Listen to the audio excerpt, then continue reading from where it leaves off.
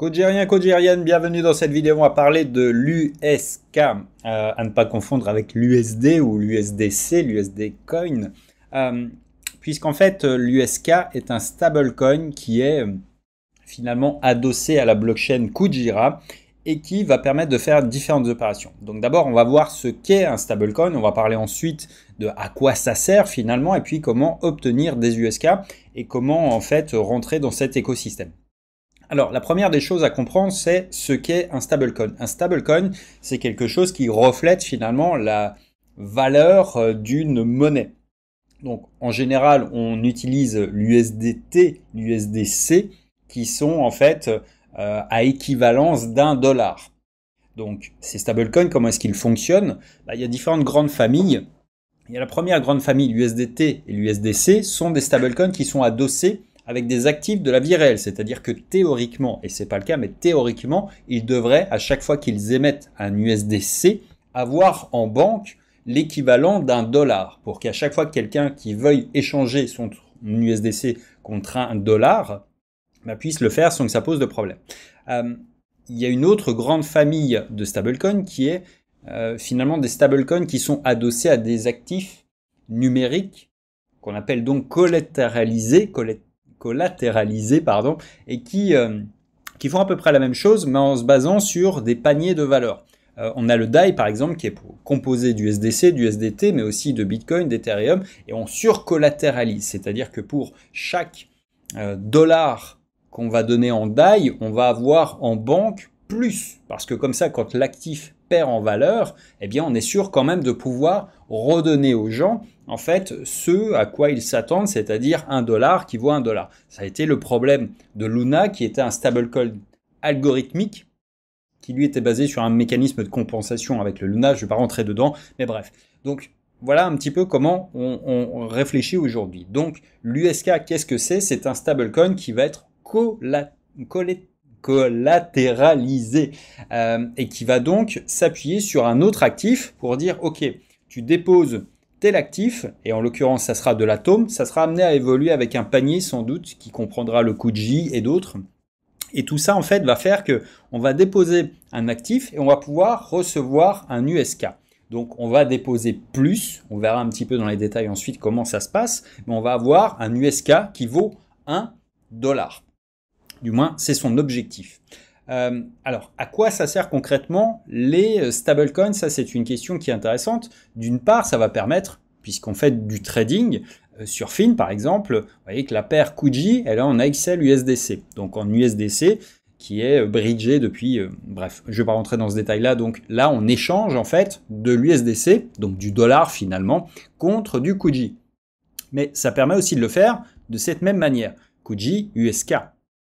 Et alors, il y a un cours qui est un peu différent, et ça, c'est ce qui est une question de volume, évidemment, qui explique ça.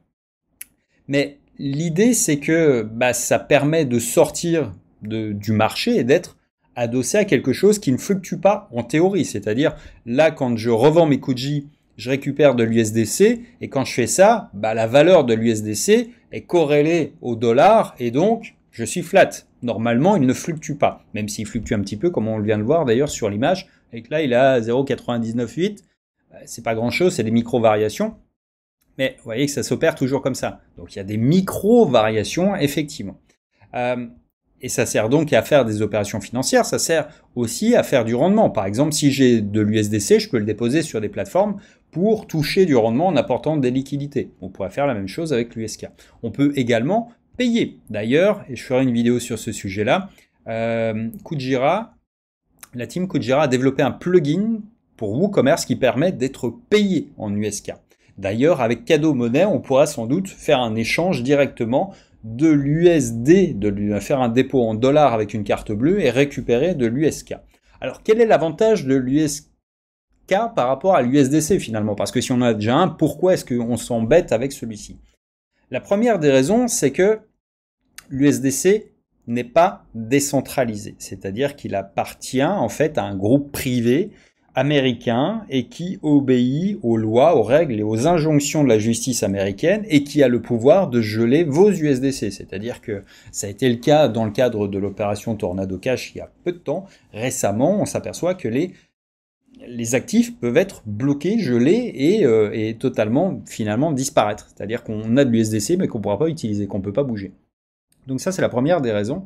Et c'est essentiellement celle-ci qui nous pousse, je pense tous, à avoir quelque chose qui est un stablecoin décentralisé. Et c'est ça le principe de l'USK, c'est d'avoir quelque chose qui est décentralisé, qui n'est pas censurable, parce qu'il est sur une blockchain qui elle-même est décentralisée. Et donc, on va pouvoir finalement faire des swaps de cette manière-là. Donc, c'est essentiellement pour cette raison-là que c'est intéressant. Un écosystème décentralisé a besoin d'une monnaie décentralisée. Sinon, à quoi bon avoir un écosystème décentralisé? Comment est-ce que maintenant on obtient de l'USK? Alors, il y aura Cadeau Monnaie, dont j'ai déjà fait une vidéo pour présenter un petit peu le projet, qui va permettre de faire des dépôts carte bleue et donc des swaps directement. Mais aujourd'hui, en fait, on peut le faire très simplement. Vous voyez qu'ici, on a de l'AXL USDC en USK. Alors, il y a un petit delta d'ailleurs, c'est ce qu'on appelle une opportunité d'arbitrage. C'est-à-dire que vous pouvez déposer vos USDC et les convertir automatiquement en USK. Vous pouvez faire plus simple sans passer par Fin, c'est d'aller sur Blue. Et sur Blue, vous allez pouvoir swapper. Donc je pourrais échanger mes Kuji, par exemple, contre l'USK. L'avantage, c'est quoi? C'est quand il y a des mouvements de marché, un petit peu comme là, au moment où j'enregistre, on voit que tout est rouge. Là, le Bitcoin est en train de plonger, donc on perd 11%. Si j'avais basculé en USK, mon USK, il vaut toujours un USK. Et il vaut toujours, en fait, $1. Ou à peu près $1, puisque c'est jamais, encore une fois, quelque chose qui est, même sur l'USDC, il y a des petites variations. Encore une fois, vous le voyez, sur ce principe-là. Donc, le but du jeu, c'est que ça soit le plus équilibré possible, et que ça permette de faire ça. Donc, je pourrais le faire, évidemment, si je n'ai pas confiance dans l'USK encore, parce que là, on est au tout début de l'USK, je pourrais évidemment le faire plutôt avec de l'USDC. Et je serais comme ça sécurisé en me disant, ok, bon, voilà, je sauve mes billets. Bref. Voilà pour cette manière de faire pour obtenir des USK. Et ensuite, qu'est-ce que je vais pouvoir faire à terme? Ça va être éventuellement de sauvegarder ma valeur, comme ça, de cette manière-là. Mais je pourrais également faire d'autres opérations qui vont être du dépôt pour toucher du rendement et puis du trading. Bref, voilà pour cette première manière de faire. La deuxième manière d'opérer et pourquoi utiliser l'USK, c'est que vous allez pouvoir le minter. C'est-à-dire que si vous avez aujourd'hui de l'atome, mettons que vous ayez de l'atome qui ne travaille pas, qui ne soit pas stacké, et plutôt que de le laisser dormir et qui ne vous rapporte rien, vous pouvez très bien les déposer pour emprunter de l'USK. C'est-à-dire que vous allez déposer, et on va le faire ensemble, comme ça vous allez comprendre cette mécanique-là, faire un dépôt qui va être finalement utilisé comme collatéral de votre emprunt en USK. Et cet USK, vous pouvez très bien ensuite l'utiliser pour faire du farming, faire du rendement, faire du trading, avec le risque malgré tout que si la valeur de l'atome descend très vite, ou que si vous ne remboursez pas, vous allez les perdre. C'est ça le principe du collatéral, c'est que vous pouvez avoir une position qui va être liquidée. Donc voyons comment est-ce qu'on va faire ça. Donc là, j'ai sur mon wallet, finalement, Kepler, j'ai un petit peu d'atomes. Donc là, j'ai 14,90 $. Ok, je vais revenir sur Blue. Je vais aller dans IBC Bridge. Et ici, je vais pouvoir envoyer depuis la blockchain Cosmos mes atomes vers la blockchain Kujira. Ce qu'on va faire ensemble. Donc, je viens sélectionner mes atomes. Alors, je vais en laisser un petit peu pour payer les fees. Hop, on va mettre 0,95, on va initier le transfert. Il va nous demander de valider la transaction. Hop, je vais faire ça et on va attendre que l'atome arrive directement sur la blockchain Kujira pour qu'on puisse faire la suite de l'opération, c'est-à-dire minter des USK. C'est déjà arrivé, donc on va aller directement dans Mint. Donc dans Mint, on va venir ouvrir une position. Alors concrètement, je vais attendre que mon atome soit bien arrivé. Je vérifie, voilà, là il est bien là, et normalement il devrait nous les détecter aussi ici.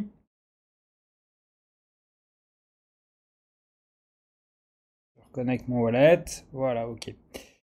Donc, ce que je peux faire, c'est, je peux déposer tout mon collatéral, c'est-à-dire 0,95 atomes, et à partir de là, je vais pouvoir minter des USK. Alors, minter des USK, encore une fois, on voit que là, le prix au moment où j'enregistre de l'atome, il est de 15,20 $. Et là, il me propose, si j'utilise tout mon collatéral, et que j'utilise tout mon pouvoir finalement pour minter les USK, il me propose finalement de récupérer 8,50 $ alors que je dépose 15,21 $. Pourquoi ça? Parce qu'en fait, le mécanisme est un mécanisme de surcollatéralisation. Ça veut dire que si je veux 1 $, il faut que je dépose un actif qui vaut plus qu'1 $. Et dans le cas ici, eh bien, on est sur quelque chose qui est extrêmement surcollatéralisé parce que ça permet d'éviter les problématiques. Alors si je fais ça, si je dépose là, au moment où j'enregistre, donc on est à 15,21 $ pour un atome, et on voit qu'en fait, il ne prend pas la totalité de la valeur, mais surtout il va me donner un prix de liquidation. C'est-à-dire que si la valeur d'atome descend en dessous de 15,05 USD, eh bien, je vais être liquidé. C'est-à-dire qu'il va vendre les atomes pour récupérer en fait ce qu'il m'a prêté. Alors pour éviter ça, je peux jouer sur les niveaux en fait d'utilisation de mon collatéral. Donc là j'ai mis 99, ici je mets 75%. Et ici, je mets 50%. Si je mets 50% de l'utilisation, ça veut dire qu'en fait, là, il vient de réajuster mon prix. Pour que ma position soit automatiquement liquidée, il faudrait que le prix de l'atome descende en dessous de 7,62 $. Ce qui fait qu'on est quand même très large. Et ça permet d'éviter les problématiques. Si on met 75%, vous voyez qu'on est à 11,43. Sur une mèche, ça peut aller très vite, encore une fois, il ne faut pas oublier ça. C'est pas que le cours s'installe parfois durablement sous un certain seuil, mais c'est que on soit avec une mèche arrivé à descendre en dessous de ce prix-là, et si ça touche 11,44, très bien, on n'est pas liquidé, mais si ça touche 11,42, boum, on est liquidé. Et alors on perd pas tout, parce qu'il va se rembourser, et nous récupère le reste, mais bref, on perd quand même sa position, ça génère des frais, ça génère des problématiques, tout simplement. Donc prévoyez large. À mon sens, 50% c'est un minimum. Et là, en fait, ça veut dire que si on récapitule tout ça, donc en déposant mes 0,95 atomes, là j'utilise tout ce que j'ai à disposition sur la blockchain, ça représente 14,50 $ de valeur. Et en fait, j'ai un prix de liquidation qui sera à 7,63. C'est-à-dire que si la valeur de mon collatéral descend en dessous de 7,63, c'est-à-dire à 50% en fait, là de sa valeur actuelle, quasiment, eh bien, je serai liquidé. Ça vous donne une bonne indication de ce que vous pouvez faire. Donc, du coup, l'idée, c'est quoi avec ça? C'est qu'on peut ouvrir une position, donc, ce qu'on va faire ensemble, encore une fois, et à partir de là, vous aurez de l'USK. Cet USK, à terme, vous allez pouvoir le faire travailler dans des protocoles de DeFi, c'est-à-dire toucher du rendement, peut-être 2, 3, 4, 5, 8%, je ne sais pas encore, pour l'instant, c'est pas encore établi. Il y aura certainement des protocoles qui vont se monter dessus, à moins que Kujira ne le développe lui-même, pour proposer du rendement sur l'USK, mais au-delà de ça, on peut donc, sans revendre son atome, aller faire du trading sur FIN directement avec l'USK qu'on vient de récupérer. Donc on va faire la manip ensemble, histoire d'aller jusqu'au bout de l'OP et qu'on voit effectivement comment ça se passe. Donc on choisit le truc. Moi, si vous n'avez pas l'habitude, je vous recommande de commencer bas, comme ça vous êtes sûr de ce que vous faites. Donc vous mettez, là je vais mettre un peu moins, je vais mettre 0,90 histoire de garder un peu d'atomes. Et je vais prendre 50%, donc voilà, et mon prix il est à 7,61. Bon, là on est pas mal, je prends pas beaucoup de risques, donc j'ouvre ma position. Alors évidemment, il y a des frais qui s'appliquent pour minter, qu'on paye en Kuji. Il y a également des frais qui vont s'appliquer quand on va venir, en fait, voilà.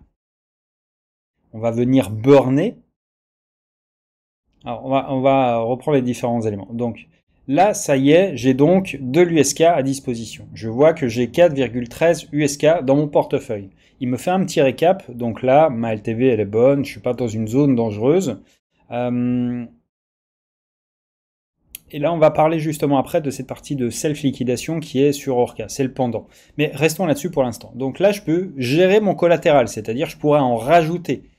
C'est-à-dire que si en fait, mon prêt devient un risque, si Atome commence à baisser, je pourrais venir rajouter du collatéral, c'est-à-dire en remettre, et là vous voyez que j'en ai 0,05, c'est pour ça que je l'ai gardé, parce que là en fait je viens ajouter mon collatéral supplémentaire pour augmenter, enfin diminuer du moins mon risque et mon risque de liquidation. Si j'avais un autre atome, bah, je viendrais mettre un autre atome, comme ça je serais sûr de ne pas être liquidé. Donc ça ne veut pas dire que je vais emprunter plus, ça veut dire que je vais déposer plus de garanties pour éviter la liquidation. Alors évidemment, si atome explose, on pourrait faire l'inverse en se disant, ok, atome a explosé, donc je vais peut-être en vendre une petite partie, et puis je vais enlever une partie de mon collatéral.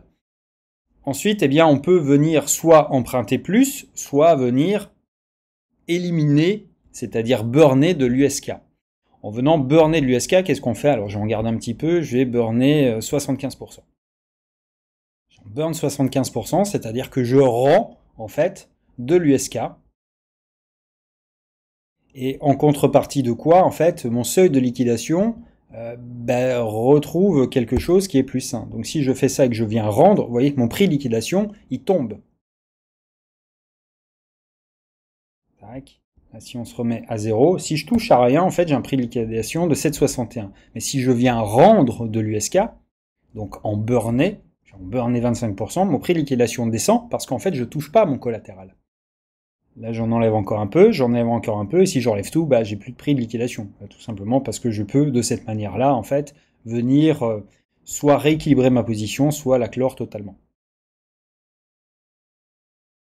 Donc là, si on prend la totalité, 4.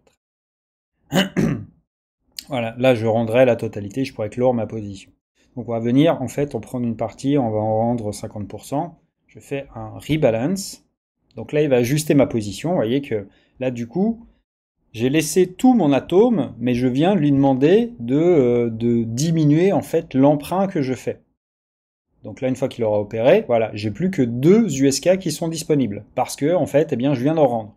Mais j'ai toujours mes 0,90 atomes qui sont là et qui attendent d'être soit un collatéral, soit d'être récupérés en clôturant ma position tout simplement. Voilà pour cette partie-là. Ici, on a la Danger Zone, Sell Liquid, Your Position. Là, en fait, eh bien, ça veut dire que on accepte de liquider notre position. Ça veut dire que notre atome, on va pas le récupérer. Il va être revendu sur Orca. Orca, j'en ferai une vidéo à part, mais Orca, c'est quoi? C'est le principe qui vous permet d'enchérir sur les emprunts qui sont à risque. C'est-à-dire, là encore une fois, mettons que ma position ici, elle diminue, qu'atome s'effondre littéralement, le prix de l'atome tombe à 3,80. Qu'est-ce qui se passe? Mes 0,90 atomes, ils sont revendus pour pouvoir rembourser mon prêt. Cette revente, elle se fait automatiquement en fait sur la plateforme Orca, qui permet en fait d'avoir des gens qui viennent enchérir, c'est-à-dire de dire ok, moi ça m'intéresse d'acheter de l'atome, mais je veux pas l'acheter au prix du marché, je veux l'acheter avec un discount. Le discount, c'est quoi? C'est cette partie-là. Donc je pourrais poser un ordre qui dit ok, moi je veux bien acheter, je dépose 100$ par exemple, 100 USK, et je vais dire ok, je veux que eh bien, je puisse enchérir dès lors qu'il y aura des gens qui vont se faire liquider. Moi, je veux bien en acheter pour 100$ d'atomes. Je ne connais pas son prix à l'avance. Aussi bien, ça pourrait être des gens qui sont à 12$, des gens qui sont à 10$, des gens qui sont à 8$, des gens qui sont à 3$ en seuil de liquidation. Mais je m'engage à les acheter moyennant un discount, moyennant une ristourne de 30%. C'est à ça que ça sert. Donc on fera la manip dans une prochaine vidéo. Mais voilà, là vous avez déjà de quoi comprendre comment est-ce qu'on, à quoi ça sert l'USK, comment est-ce qu'on le crée, comment est-ce qu'on le mint, comment est-ce qu'on peut l'obtenir autrement et comment est-ce qu'on peut finalement l'utiliser. Et encore une fois, les exemples d'utilisation ne manqueront pas. Il y a un plugin WordPress qui permettra de payer d'ailleurs directement avec de l'USK. Cadeau Monnaie permettra d'obtenir directement de l'USK. Et là, c'est vraiment pour des gens qui veulent déposer de l'atome, et à terme, il y aura d'autres assets qu'on pourra déposer, donc déposer du collatéral plutôt que de le revendre. C'est-à-dire qu'encore une fois, j'ai pas besoin de ça pour avoir de l'USK. Si je veux de l'USK, je peux l'avoir en un swap.